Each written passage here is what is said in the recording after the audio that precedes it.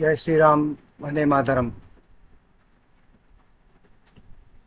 జాతీయ నేషనలిస్టులు, జాతీయవాదులందరికీ కూడా నమస్కారాలు. ఇన్ మై ఒపీనియన్, నేషనలిస్ట్స్ అంటే హిందువులే. వేరే వాళ్ళ లోపల కూడా నేషనలిస్టులు ఉంటారు, బట్ వెరీ రేర్ అండి. You know very well that. ఒక జస్ట్ నిన్న ఒక ఇంటర్వ్యూ లోపల, టెలివిజన్ ఇంటర్వ్యూ లోపల, so called political analyst who claims to be himself a professor. అంటే మన దగ్గర ప్రొఫెసర్స్ అంటే ప్రో కమ్యూనిస్టులు, యాంటీ నేషనలిస్ట్ అనే సంగతి మీకు అందరికీ తెలుసు. సో సెక్యులర్ అనేది రాజ్యాంగంలో కూడా ఇందిరాగాంధీ టైంలో కూడా చేర్చబడింది. బాబాసాహెబ్ అంబేద్కర్ యొక్క కాన్స్టిట్యూషన్లో కూడా సెక్యులరిజం అనేది లేదు అన్నప్పుడు ఆయన కోట్ చేస్తూ సుప్రీంకోర్టు జడ్జిమెంట్ను ఒకటి కోట్ చేసిండు అనమాట. సుప్రీంకోర్టు జడ్జెస్ ఏమని కామెంట్ చేసిండ్రు అనేది చెప్పాడు.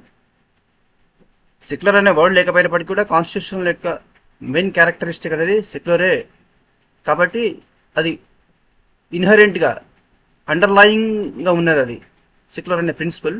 దాన్ని to make it understand better, secular అనే వర్డ్ను ఇందిరాగాంధీ యాడ్ చేసింది కాన్స్టిట్యూషన్ తప్ప మన క్యారెక్టరిస్టిక్ సెక్యులరే అని ఆయన చెప్పిన అనమాట. అంటే ఇండైరెక్ట్లీ ఈ wants to indicate that BJP is a communal party. ఇప్పుడు కమ్యూనిస్టులకు ఎప్పుడు ఉద్యమం లేస్తే ఏడ్చేది ఎవరి మీద? భారతదేశం మీద, హిందువుల మీద, బీజేపీ మీద, అంతే కదా. అది అందరికీ నోన్ ఫ్యాక్ట్ అనమాట అది. మరి ఓబైసీ గాడు కౌశల్య రాముని ఎక్కడ కన్నది, అయోధ్యల రాముని జన్మభూమి అనేది దానికి హిస్టారికల్ ప్రూఫ్ ఎక్కడ ఉన్నది? మీ విశ్వాసాలను బట్టి రాజ్యాంగం నడుస్తుందా? దానికి సాలిడ్ ప్రూఫ్ కావాలి అన్నప్పుడు రాజ్యాంగము అయోధ్య జన్మభూమి విషయంలో కూడా మనకు ఫేవరబుల్ జడ్జిమెంట్ రావడానికి కారణము మన నమ్మకం కాదు, హిందువులకి నమ్మకం కాదు. ఆర్కలాజికల్ సర్వే ఎవిడెన్స్ ప్రూవ్ చేసింది కాబట్టి మనకు హ్యాండ్ ఓవర్ చేయబడ్డది, మనకు జడ్జిమెంట్ మన ఫేవర్లో వచ్చింది. అంటే రామచంద్రుని భూమి ఈ అయోధ్య, రామ జన్మస్థలం అని మనము నిరూపించుకోవాల్సి వచ్చింది కోర్టు లోపల. In spite of 500 years fight.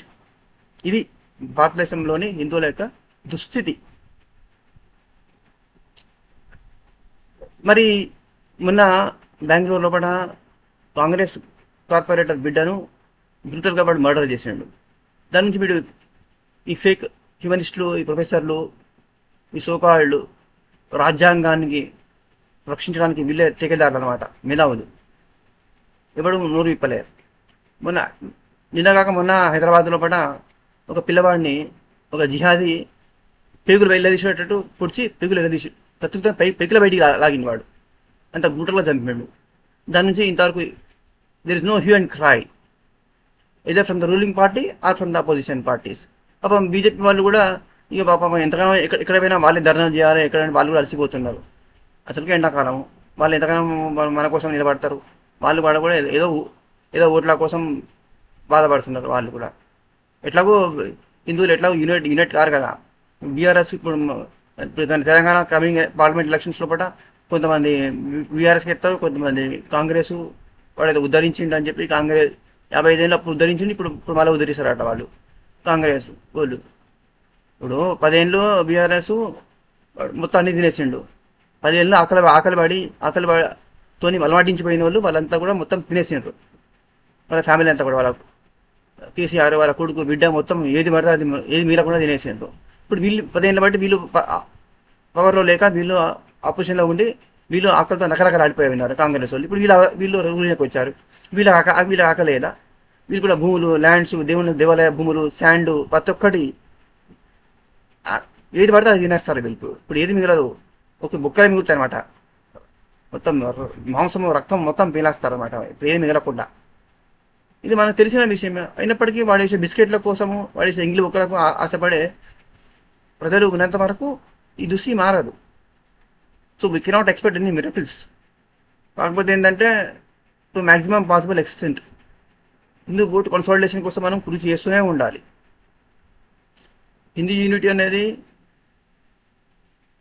ఎంత తక్షణ అవసరం అనేది ఇంకా హిందూస్ రియలైజ్ అవ్వడం లేదు.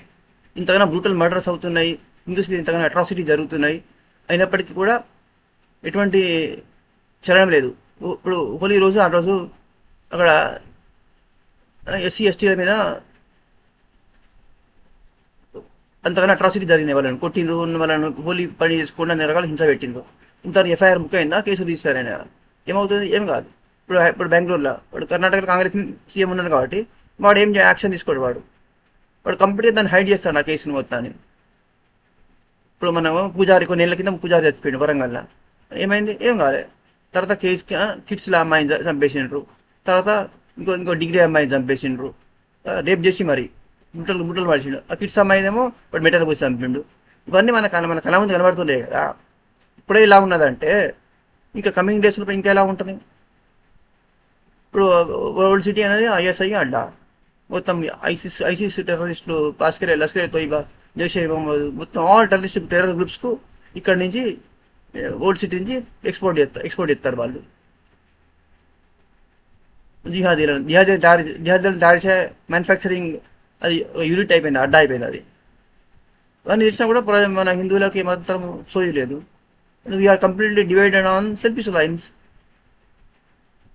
ఇప్పుడు రైతులు ఎడతారు, మాకు మాకు రైతు బంధు రాలేదు, 2 లక్షల రుణమాఫీ కాలే, మాకు కరెంటు పోతుంది, పంటలు ఎండిపోయి నష్టపోయినాం అని ఇప్పుడు ఎత్తారు. మరి అప్పుడు కాంగ్రెస్కి ఓటేసినప్పుడు తెలియదా?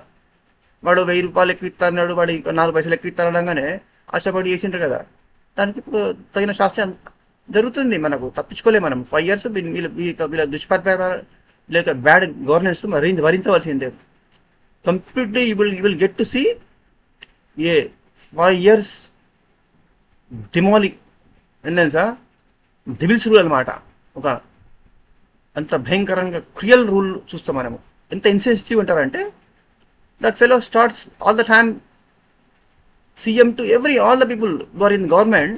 They start making speaking comments. ఎప్పుడు స్పీకింగ్ కామెంట్స్ చేస్తూ ఉంటారు వాళ్ళు. ఎంత వేగ్గా, ఎంత ర్యాండమ్గా మాట్లాడతారు వాళ్ళు. ఎంత కేర్లెస్నెస్ ఉన్నది వాళ్ళ లోపల. Do you think that fellow is responsible? Does he feel responsibility? Do you think he is a responsible person? He is busy going to other states for canvassing for his party. He is not bothered about the suicides. He is not bothered about the murders which are taking place in Telangana. But that fellow is cracking joke that elections తర్వాత రాహుల్ గాంధీ ప్రధాన మంత్రి అవుతారట. What a big joke it is. It is joke of the century I would say. 40 సీట్లు రావు వాళ్ళకు. కనీసం పార్లమెంట్లో వాళ్ళు main opposition party status కూడా రాదు. ఎందుకంటే 10% సీట్స్ రావాలి, అంటే అప్రాక్సిమేట్లీ 55 సీట్స్ రావాలి మినిమం. వస్తే అపోజిషన్ పార్టీకి స్టేటస్ వస్తుంది. లేకపోతే అపోజిషన్ పార్టీ రికగ్నిషన్ కూడా యాజ్ పర్ ద కాన్స్టిట్యూషన్ వాళ్ళకి రాదు. అయినప్పటికీ that fellow is they are day dreamers. Prime మినిస్టరా వాళ్ళు రాహుల్ గాంధీ అవుతారట. పెద్ద జోకులు పిలుస్తాను. మరి మీరు వాళ్ళ జోకులకు ఎలా నవ్వుకుంటారో అని కూడా ఫీలింగ్ లేదు వాళ్ళకు. Only thing is once again I request all the Hindus to get united, rise above party alliance, caste lines. ఏదో బిస్కెట్స్ ఎత్తాడు, వాడు కొంచెం డబ్బులు ఇస్తాడు, వాడు మద్యం ఆల్కహాల్ పోస్తాడు, వాడు బిర్యానీ ప్యాకెట్లు ఇస్తాడు, వాడు టీఆర్డీఆర్ ఇస్తాడు, 1000 రూపాయలు 2000 కట్టి తీసుకొని డబ్బులు ఓట్లు వేయకండి. తీసుకోండి, అవి పాప పైసలే కదా, దోసుకునే పైసలే కదా. మీరు ఎన్ని పైసలు ఇస్తాను తీసుకోండి, వాడు ఈసారి తీసుకోండి. ఎవడిచ్చినా, బీఆర్ఎస్ వాడు ఇచ్చినా, కాంగ్రెస్ వాడు ఇచ్చినా, ఎవడిచ్చినా డబ్బులు తీసుకోండి. కానీ బీజేపీకి ఓట్లు వేయండి. బీజేపీకి అబ్జల్యూట్ మెజార్టీ రావాలండి. We have to overshoot the target of 400 target overshoot చేసేది ఉంటే యూసీసీ కామన్ సీట్ కూడా ఎంత ఇంపార్టెంట్. ఫ్యామిలీ ప్లానింగ్ మ్యాండేటరీ చేయడం అంత ఇంపార్టెంట్. ఇంకా ఏంటంటే ఫారిన్ నేషనల్స్, బంగ్లాదేశ్ నుంచి, మయన్మార్ నుంచి వచ్చినటువంటి, పాకిస్తాన్ నుంచి వచ్చినటువంటి ఇల్లీగల్ ఇమిగ్రెంట్స్ ఎవరైతే ఉన్నారో వాళ్ళందరూ కూడా పంపించవచ్చు. వాళ్ళను you can send back, NRC తీసుకురావచ్చు. అట్లనే ఇప్పుడు సిఏఏ 100% ఇంప్లిమెంటేషన్ పర్ఫెక్ట్ చేయొచ్చు. అట్లే కాకుండా మనం we should have to take back all our temples. Endowment department complete రద్దు చేసి Kashmir, Kanyakumari Hindu organisations should take back all the temples. Central government Modi చేయాలంటే అబ్సల్యూట్ మెజార్టీ, 2/3 మెజార్టీ రావాలన్నా లేదా పార్లమెంట్లో కూడా. So keeping view all these points, let's support BJP and let's strengthen the hands of Prime Minister Modi. మీరు ఓట్లు వేయండి, మీరు 10 మంది కొత్త వాళ్ళను ఓట్లకు చేర్పించండి, బీజేపీకి కొత్త వాళ్ళతో ఓట్లు వేయించండి. ఫస్ట్ టైం ఓటర్స్కి ముందుగా let them, make them aware what is happening in this country. ఈ డే టు డే పాలిటిక్స్ నుంచి అర్థం చేయించండి. మాకు పాలిటిక్స్ అర్థం కావాలి, మాకు పాలిటిక్స్ బోర్ అన్నాడంటే that fellow is an responsible citizen అని అర్థం కదా. You are whether you like it or not, once the government gets elected, you will be under the rule of that person, that party for 5 years. నీకు ఇష్టమో లేకుండా 5 ఏళ్ళు భరించాలా లేదా? రేవంత్ రెడ్డి గెలిచిండు, కాంగ్రెస్ గెలిపించాను, 5 ఏళ్ళు భరించాల్సిందే కదా పార్టీని. మనకు ఇష్టమన్నా లేకుండా మనం భరించాలా లేదా? ఎవరు గెలిస్తే మనం 5 ఏళ్ళు మన పరిపాలన అనుభవించవలసిందే కదా. కాబట్టి democracy can become successful only when people understand the responsibility, when people understand the importance of democratic structure. System అర్థం అవ్వాలి, మన ఎలక్ట్రల్ పాలిటిక్స్ అర్థం అవ్వాలి, ఇవన్నీ అర్థం అవ్వాలండి. Only wise person can judge who is right and who is wrong. అసలు minimum political knowledge లేకుండా, పాలిటిక్స్ అర్థం కాకుంటే, ఈ డెమోక్రసీ సిస్టమే అర్థం కానప్పుడు నువ్వు ఎవరు రైట్ ఎవరు రాంగ్ ఎట్లా తెలుస్తుంది?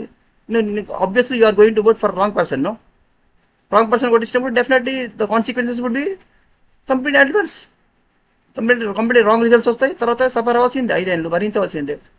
ఇప్పుడు 5 ఏళ్ళు మళ్ళీ వీళ్ళు వెనక్కి తీసుకుపోతారు. ఈసారైనా కొంచెం ప్రోగ్రెస్ చేసాడు, మళ్ళీ వీడు 50 ఏళ్ళు వెనక్కి తీసుకుపోతారు. వీడు 5 ఏళ్ళ వీళ్ళ గవర్నమెంట్లో కూడా, సెంట్రల్లో కూడా ఆ ప్రమాదం రాకుండా దేశాన్ని రక్షించుకోవాలంటే, మన ఆడపిల్లలు, అక్క చెల్లెళ్ళు, మాన ప్రాణాల సేఫ్టీ ఉండాలంటే, పిల్లల యొక్క ఫ్యూచర్ సేఫ్టీ ఉండాలంటే, మోర్ దాన్ దట్ మన ప్రాణాలు ఫ్యూచర్లో సేఫ్ ఉండాలంటే బీజేపీకి ఓటు వేయాలి. నరేంద్ర మోడీ మళ్ళీ you have to bring back him for the third time. Okay, జై శ్రీరామ్, వందే మాతరం.